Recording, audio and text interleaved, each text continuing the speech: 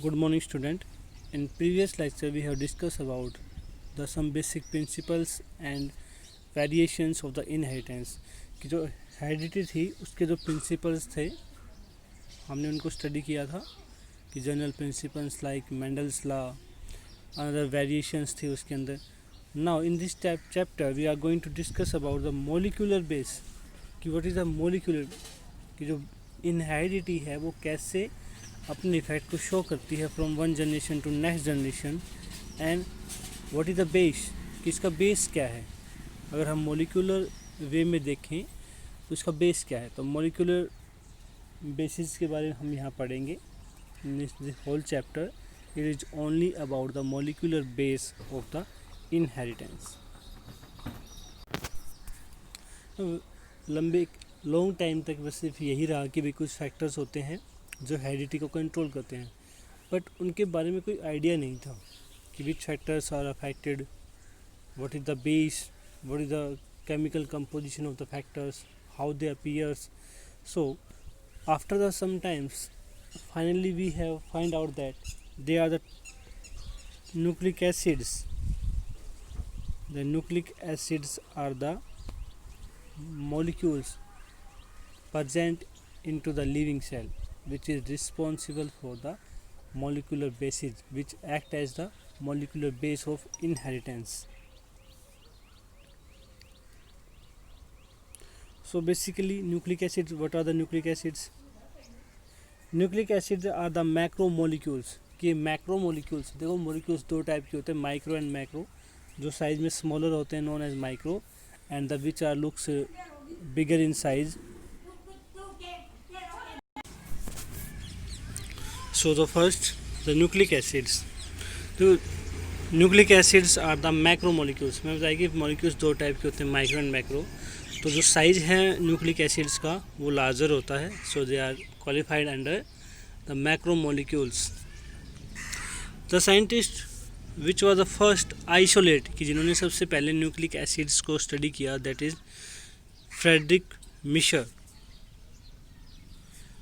Frederick Miescher ने सबसे पहले जो था न्यूक्लिक एसिड्स को आइसोलेट किया था पस सेल्स से, और he called it as nuclein. उन्होंने को न्यूक्लिक एसिड्स नहीं कहा था, he just say name nuclein. Further another scientist थे, उन्होंने इनका नाम चेंज कर दिया इनटू द न्यूक्लिक एसिड्स. जो इनका नेचर था वो एसिडिक नेचर था. एसिडिक नेचर की वजह से अनदर साइंटिस्ट थे एल्टमैन, उन्होंने इसको कन्वर्ट कर दिया न्यूक्लिन टू न्यूक्लिक एसिड कि due to the presence of acidic nature into the that composition that macromolecules are now known as nucleic acid. अब न्यूक्लिक एसिड भी दो टाइप के होते हैं according to the presence of oxygen. Living organisms के अंदर दो टाइप के हैं. फर्स्ट है deoxy ribo nucleic acid means DNA and the ribo nucleic acid RNA. देखो जो राइबो न्यूक्लिक एसिड होता है उसके अंदर डीऑक्सीजनेशन प्रोसेस होता है, मीन्स एक ऑक्सीजन को अगर हम रिमूव कर दें तो that convert into DNA. So finally we have two type of nucleic acids. First one is DNA deoxy ribo nucleic acid and second one is ribo nucleic acid. इसमें basically pentose sugar होती है. Now first to discuss about the first nucleic acid that is present inside the living cell, that is DNA, the deoxyribonucleic acid.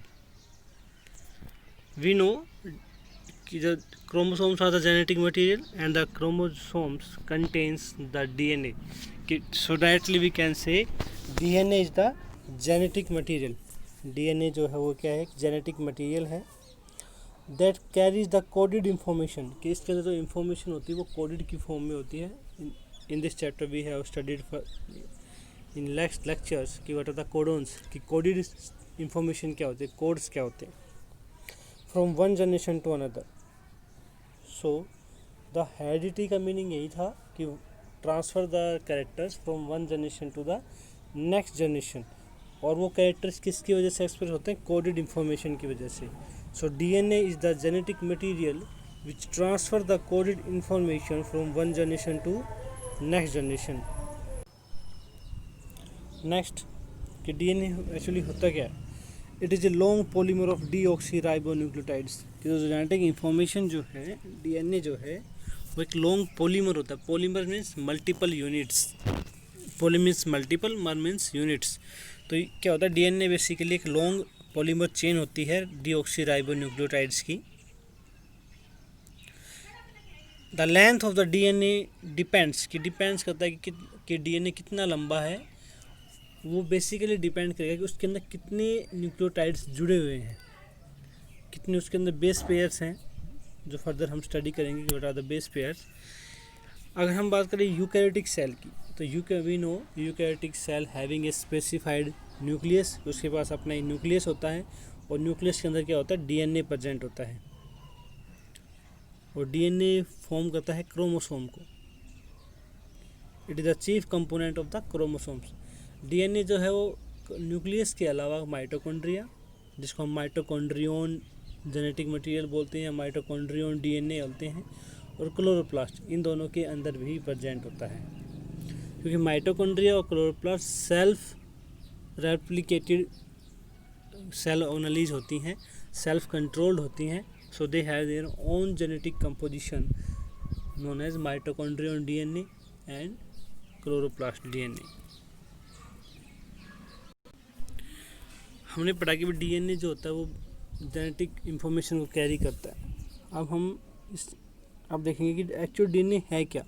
कि chemically DNA is composed of deoxyribose sugar. कि DNA में chemically क्या क्या चीज़ें होती हैं। First है deoxyribose sugar, एक 1 phosphate group and the nitrogenous base.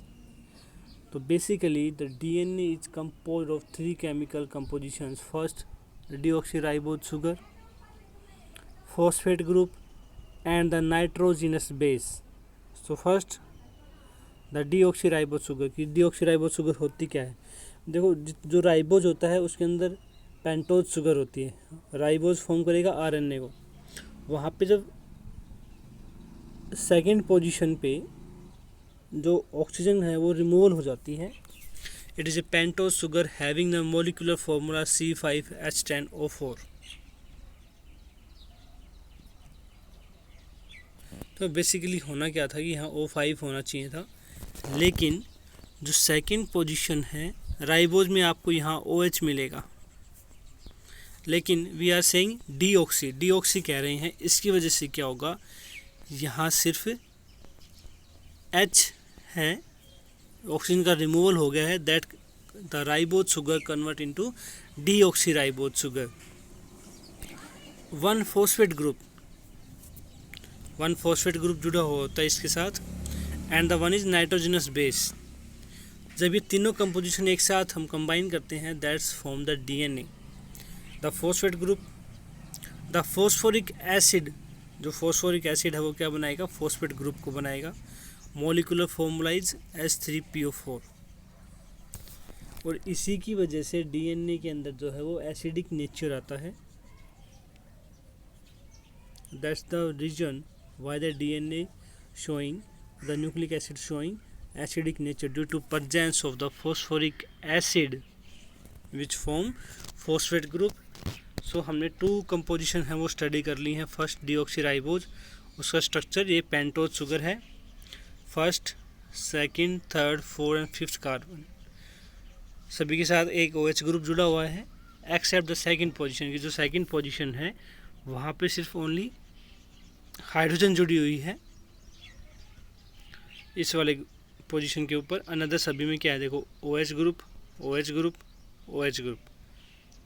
जो 3 पोजीशन है वहाँ पे क्या है, OH ग्रुप जुड़ा हुआ है।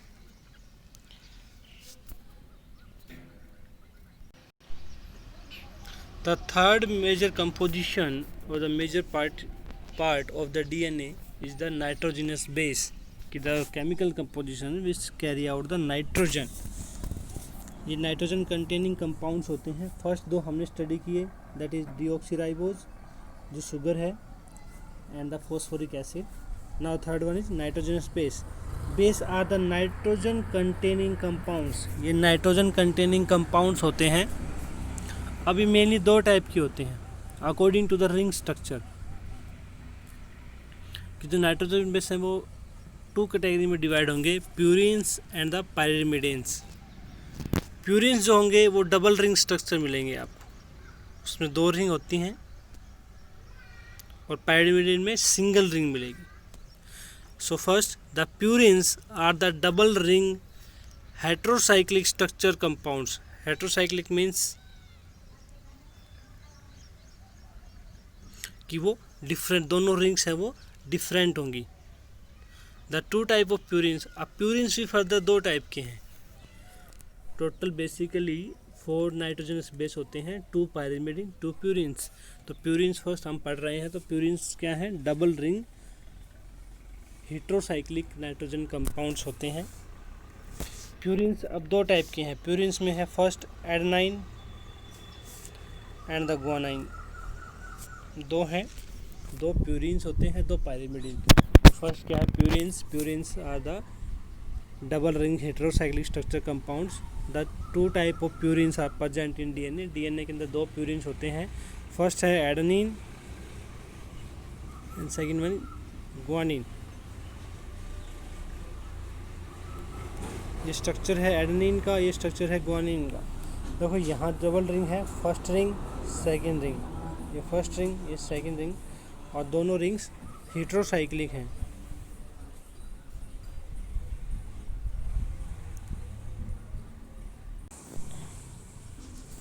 नेक्स्ट जो है नाइट्रोजन बेस में जो सेकेंड कैटेगरी है दैट इज पायरिमिडिन। हम 2 प्यूरिन पढ़ चुके हैं, एडेनिन एंड गुआनिन। पायरिमिडिन सादा देखो ये सिंगल रिंग होते हैं। That's the major difference between purine and pyrimidine. Purines are the double ring and pyrimidines are single ring structure. 2 type of pyrimidines are there. 2 type के pyrimidine होते हैं। First है इसमें cytosine and the thymine. Further जब RNA पढ़ेंगे तो thiamine को replace कर दिया जाएगा यूरेसिल से। तो now we are studying only the DNA molecule. So we have 4 type of nitrogenous base. First adenine, guanine, cytosine and thymine. ये 4 बेसिक नाइट्रोजनस बेस प्रेजेंट होते हैं। इसमें जो ए एंड जी है यानी एडेनिन और गुआनाइन जो है वो प्यूरिन्स है, डबल रिंग स्ट्रक्चर हैं, ये इनका स्ट्रक्चर है। जो साइटोसाइन और थायमिन जो है वो क्या है? सिंगल रिंग स्ट्रक्चर्स हैं। नेक्स्ट है कि न्यूक्लियोसाइड।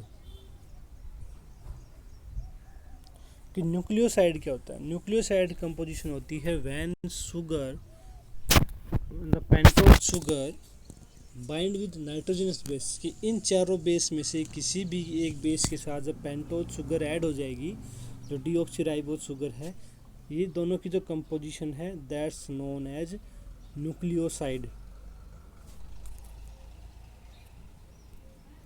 न्यूक्लियोसाइड्स का ये स्ट्रक्चर न्यूक्लियोसाइड का बनाया हुआ है यहाँ। ये पेंटोज शुगर, और इस पेंटोज शुगर के साथ क्या जुड़ी हुई है?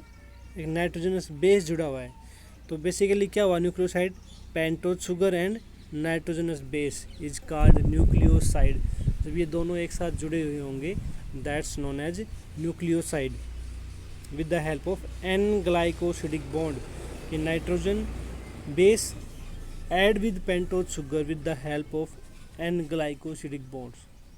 ये बहुत इंपॉर्टेंट पॉइंट है इसमें कि नाइट्रोजन बेस जो है वो शुगर के साथ किस बॉन्ड की हेल्प से जुड़ा हुआ होता है। तो आंसर इज दैट कि एन ग्लाइकोसिडिक बॉन्ड। और जुड़ता कैसे है? कि जो फर्स्ट कार्बन है पेंटोज शुगर में, पेंटोज शुगर में जो फर्स्ट कार्बन है यानी कार्बन नंबर 1, 2, 3, 4 एंड 5, जो कार्बन नंबर फर्स्ट है उस पर ये ऐड होगा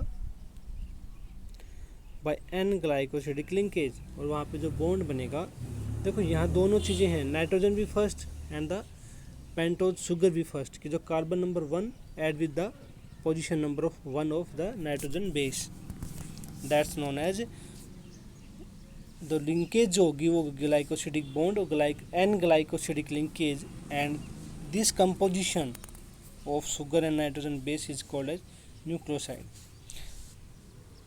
सो डीएनए न्यूक्लियोसाइड। इन डीएनए अगर हम डीएनए की बात करें तो न्यूक्लियोसाइड किसका बना होगा? Deoxyribose sugar and the nitrogenous base. अगर हम आरएनए की बात करेंगे तो वहाँ पे क्या हो जाएगा, ribose sugar and nitrogenous base.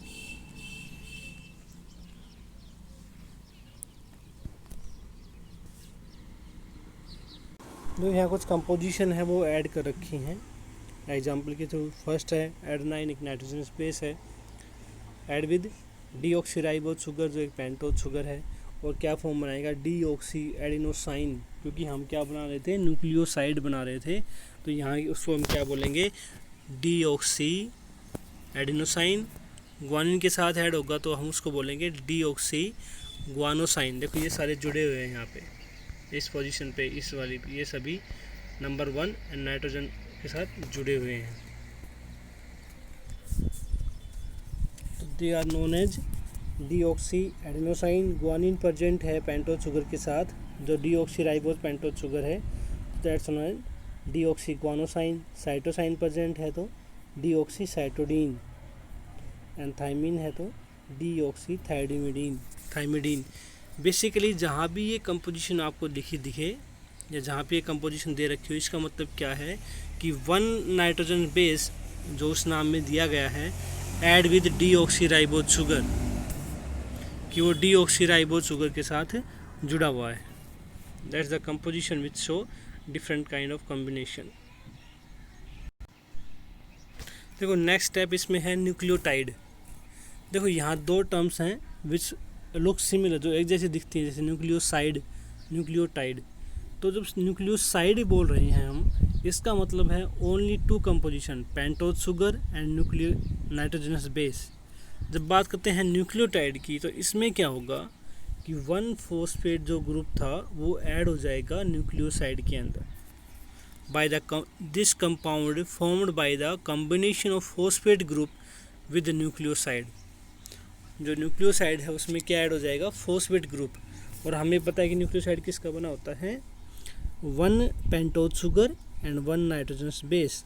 तो जब बात न्यूक्लियोटाइड की होगी तो उसमें क्या ऐड हो जाएगा, एक फॉस्फेट ग्रुप ऐड हो जाएगा। जैसे देखो इसमें ये कंपोजिशन तो पहले ही थे हमारे पास, दैट्स द न्यूक्लियोसाइड। लेकिन ये जो है ये नया ग्रुप ऐड हुआ है, that is phosphate group, and that's converted into nucleotide. वो इसको किस में कन्वर्ट कर देगा, न्यूक्लियोटाइड के अंदर। तो देखो हमारे पास 4 न्यूक्लियोटाइड होंगे। जैसे हमारे पास 4 न्यूक्लियोसाइड थे, उसी तरह से हमारे पास अब 4 न्यूक्लियोटाइड हैं। डीऑक्सी एडिनोसाइन मोनोफॉस्फेट, क्योंकि एक ग्रुप फॉस्फेट जुड़ा हुआ है, ओनली एक फॉस्फेट है, तो सिर्फ क्या होगा, deoxy guanosine monophosphate, deoxycytidine monophosphate, deoxythymidine monophosphate. तो सिर्फ क्या लग जाएगा, मोनोफॉस्फेट। और मोनोफॉस्फेट लगा हुआ है, इसका मतलब वो क्या है, एक न्यूक्लियोटाइड जिसमें न्यूक्लियोसाइड के साथ क्या जुड़ी हुई है, एक पेंटोज ग्रुप जो है, फॉस्फेट ग्रुप जो है, फॉस्फोरिक एसिड जो है वो जुड़ा हुआ है। That's the composition of nucleoside and the nucleotide।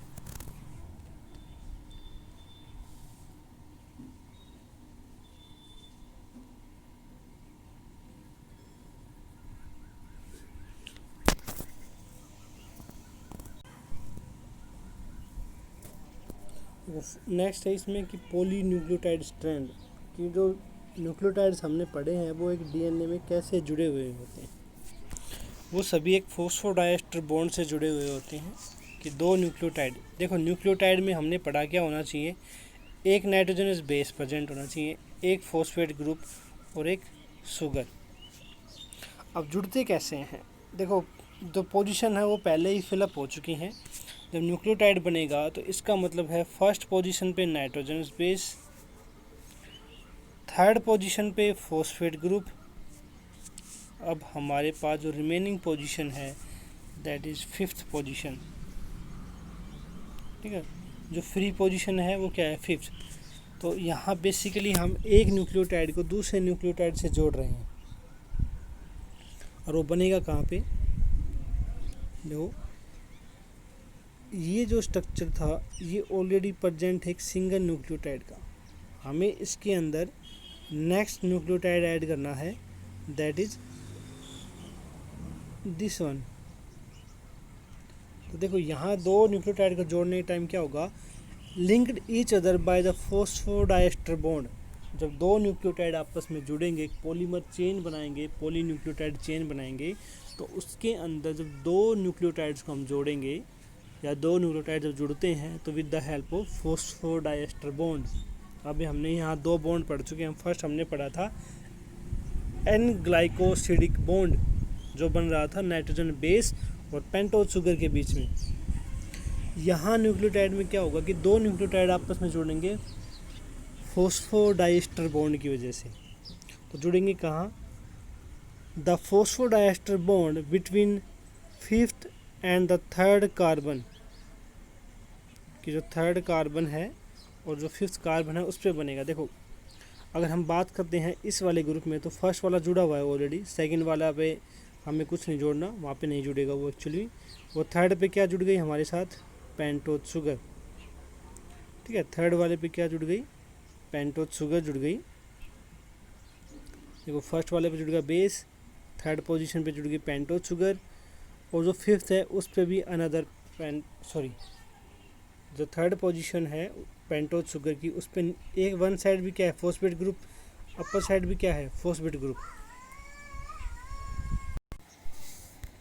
कि जो फॉस्फेट ग्रुप है वो पोजीशन फिलअप करता है third and fifth, fifth and third position, कि एक फॉस्फेट ग्रुप जुड़ेगा थर्ड पोजीशन पे और एक जुड़ेगा फिफ्थ पोजीशन पे। इस तरह से क्या लगातार ये जुड़ते रहेंगे। देखो यहाँ फिफ्थ पोजीशन, नीचे third, again fifth, third, again यहाँ पे फिफ्थ पोजीशन पे जुड़ रहे हैं और यहाँ पे थर्ड पोजीशन पे। लेकिन देखो यहाँ अगर आपने नोटिस किया हो इस डायग्राम में, तो यहाँ देखो क्या है, यहाँ जब हम पहले बढ़ रहे थे जनरल स्ट्रक्चर तो वहाँ क्या था, CH2OH ये ग्रुप था, लेकिन यहाँ सिर्फ हमारे पास क्या है, CH2, OH है वो रिमूवल हो जाती है, OH का जो है रिमूवल हो जाता है, कि बेसिकली यहाँ क्या होगा, H2O का रिमूवल हो जाता है। H2O कहाँ से रिलीज होगा, OH तो यहाँ से, एंड देखो यहाँ भी OH था तो वहाँ से भी एक H रिमूव हो जाएगा, that convert to H2O and remaining position bind with a long chain, कि वहाँ पे जो फिफ्थ और थर्ड पोजीशन पे है उस पर जो पॉलीन्यूक्लियोटाइड्स हैं वो ऐड होते चले जाते हैं। तो this is all about the general information about the nitrogenous base, कि what are the composition of a genetic material DNA। जो DNA है उसके अंदर क्या कंपोजिशन होती है, तीन कंपोजिशन होती हैं, nitrogenous base, pentose sugar and A phosphate group. अगर ओनली पेंटोज शुगर और नाइट्रोजनस बेस जुड़ा हुआ है, it means it forms the nucleoside with the help of N-glycosidic bond. When the nucleoside having a phosphate group with the help of phosphodiester bond at the position of fifth and third carbon, it's known as nucleotide। वो क्या हो जाएगा, nucleotide। So this is all about the nucleotides, nucleosides, nitrogen base, pentose sugar and the basic components of the DNA. In the next lecture we will discuss about the detailed structure of the DNA, कि DNA का structure क्या है, DNA के structure को कैसे identify किया गया, कौन कौन से एक्सपेरिमेंट्स इन प्रीवियस ईयर्स, कि जो प्रीवियस ईयर थे वो कौन कौन से एक्सपेरिमेंट किए गए जिनके बिहाफ पे हम आज करंट टाइम में DNA का जो डिटेल स्ट्रक्चर है या डिटेल जो एनालिसिस है वो करते हैं।